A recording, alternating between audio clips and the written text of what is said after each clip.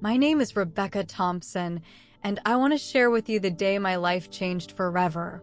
It was June 14th, 2019, a day that started like any other, but ended with a revelation that would shake my entire understanding of faith, giving, and God's love. For as long as I can remember, my life had been centered on my Christian faith. Church wasn't just something I attended. It was part of my identity.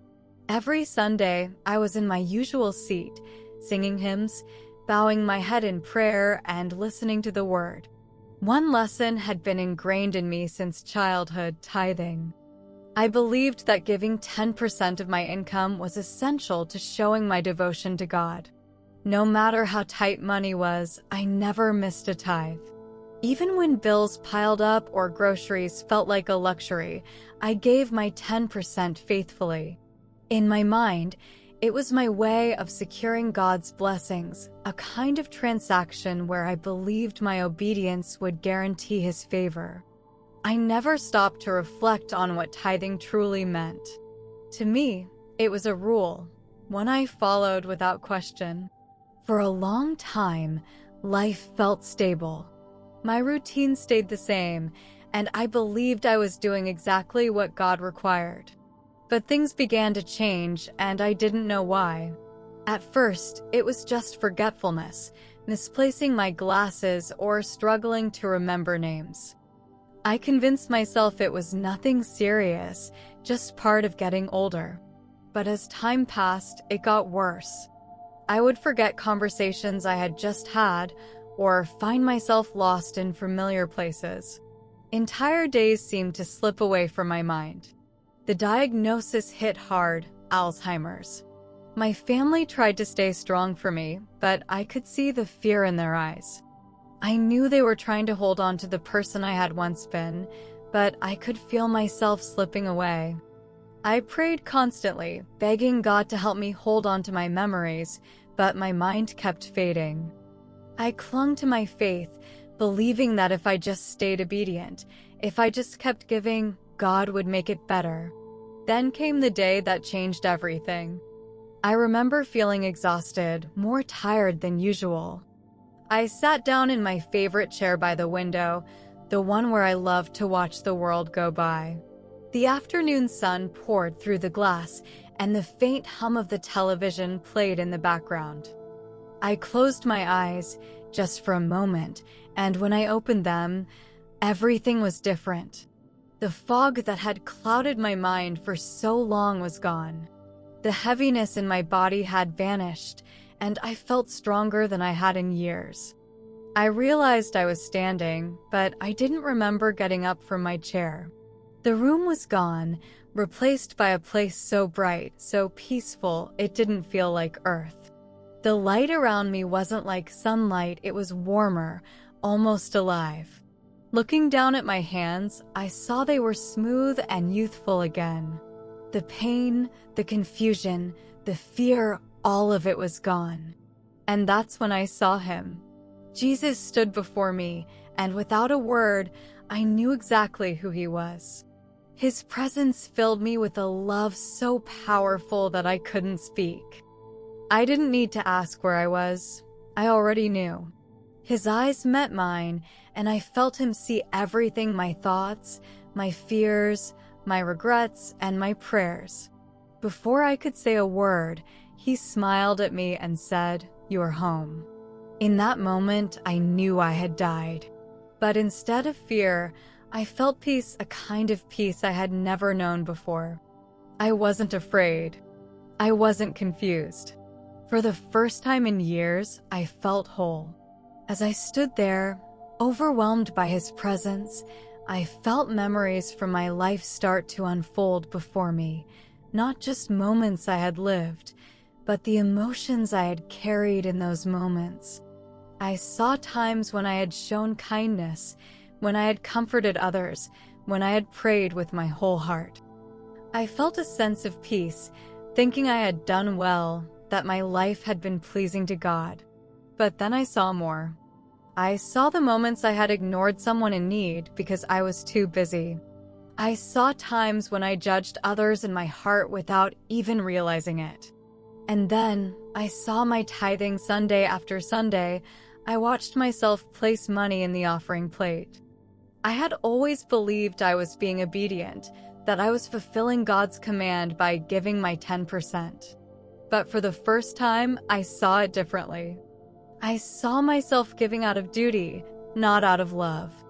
I had treated tithing like a bill, something I had to pay to keep God's blessings in my life. In my heart, I believed that as long as I gave my 10%, I was doing enough, that God now owed me his favor. Jesus didn't look at me with anger, but there was something sorrowful in his expression, a kind of sadness that pierced my heart. I felt ashamed, like I had misunderstood something vital all along. Then he spoke again, his voice gentle but firm. "You have given with your hands," he said, "but you have withheld your heart." Those words struck me harder than anything I had ever felt. I had spent my whole life believing that tithing was what God wanted from me, that my financial obedience was what proved my faithfulness. But Jesus was showing me that tithing was never about money. It was about trust, surrender, and love. I had followed the rule, but I had never stopped to ask God what he truly wanted. I had been so focused on giving my 10% that I had missed the moments when people needed me, when God had put someone in my path, and I had walked right past them because I believed my duty had already been fulfilled. Then Jesus showed me the faces of people I had overlooked, faces I recognized. There was a woman from my church who had been silently crying during service one Sunday, and I had been too focused on my tithe envelope to ask her if she was okay. There was a man I had passed outside the grocery store, his clothes worn and his eyes filled with exhaustion. I had seen him, but I told myself I couldn't help because I had already given my share at church. And then I saw a young mother at a gas station, frantically searching her purse because she didn't have enough money to fill her tank. I remembered that moment clearly. I had seen her, but I did nothing because I believed I had already done my part. "You gave to the church," Jesus said, "but you withheld from my people." Tears poured down my face as I realized the truth. I had been giving to meet an obligation, not because my heart was open to God's calling. For a moment, I felt broken, ashamed of how blind I had been. But then Jesus placed his hand on my shoulder, and I felt something incredible, grace. "It's not too late," he said. "Now you understand." In that moment, I knew that God wasn't asking for more of my money. He was asking for more of me. He wanted my heart, my compassion, my willingness to love others freely. Tithing wasn't about numbers or percentages. It was about trusting God enough to give without fear. I had spent so much of my life believing that obedience meant following rules, but now I understood that true obedience meant surrendering everything to him. As I stood there, still feeling the warmth of Jesus' hand on my shoulder, the world around me began to shift. The peaceful glow started to fade, and suddenly I found myself surrounded by something entirely different. The air felt heavy, and I could sense an overwhelming sadness, not fear, not punishment, but regret. I saw people all around me, their faces downcast, their eyes filled with sorrow. They weren't being tormented, but they looked burdened, as if they were carrying something they could no longer fix. These were people who had believed they were doing enough, people who had followed the rules like I had. I recognized some of their faces. I saw those who had been faithful churchgoers, people who had tithed consistently and done what they believed was required. Yet here they stood, filled with grief, not because they had been condemned, but because they had missed the heart of what God wanted from them. Jesus stood beside me, his face full of love, but also deep sorrow. "It's not about what you give," he said. "It's about how you live."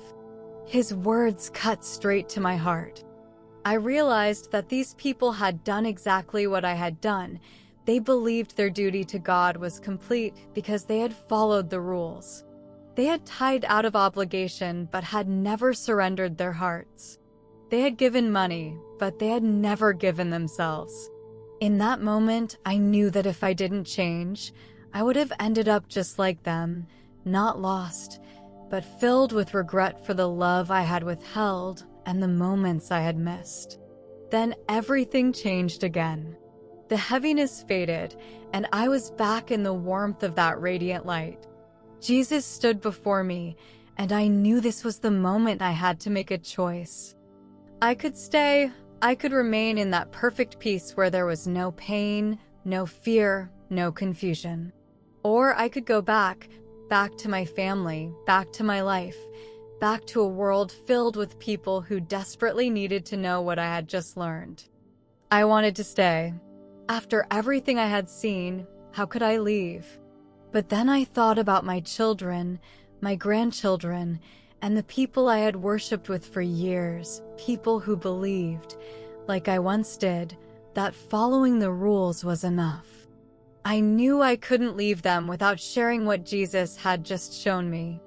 I looked at him with tears in my eyes and said, I choose to go back. The moment I spoke those words, everything went white, brighter than before, and then I gasped for air. The feeling of my body returned all at once, the weight, the weakness, the pain, but this time, I felt something else too. I felt peace. I opened my eyes to find myself in a hospital bed, my daughter holding my hand and crying. Mom, she whispered, you're here. The doctors couldn't explain it. They said it was a miracle, but I knew exactly what had happened.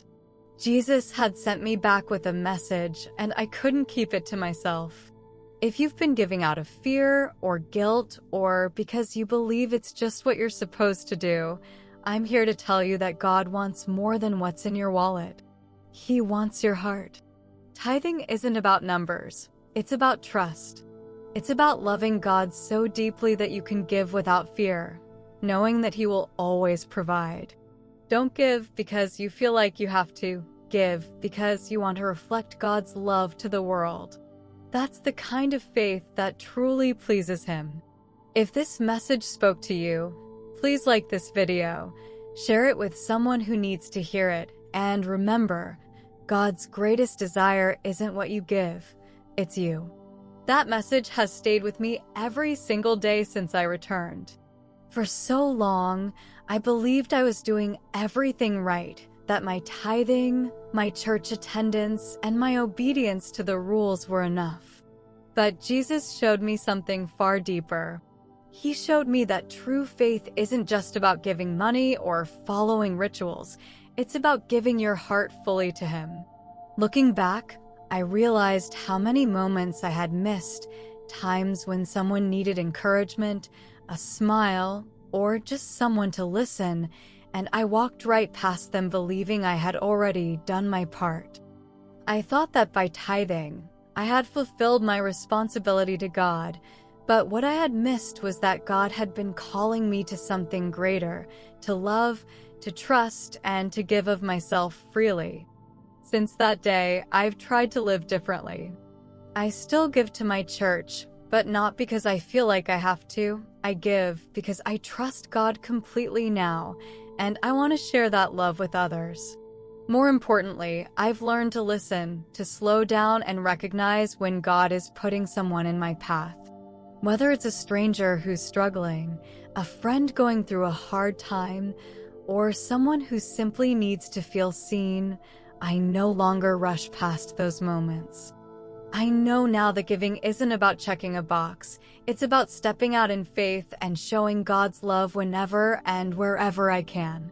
And that's what Jesus wanted me to understand all along.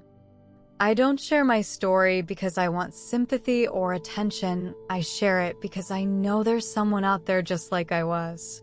Someone who believes they're doing enough by following the rules, but deep down, they feel like something's missing. Maybe that person is you.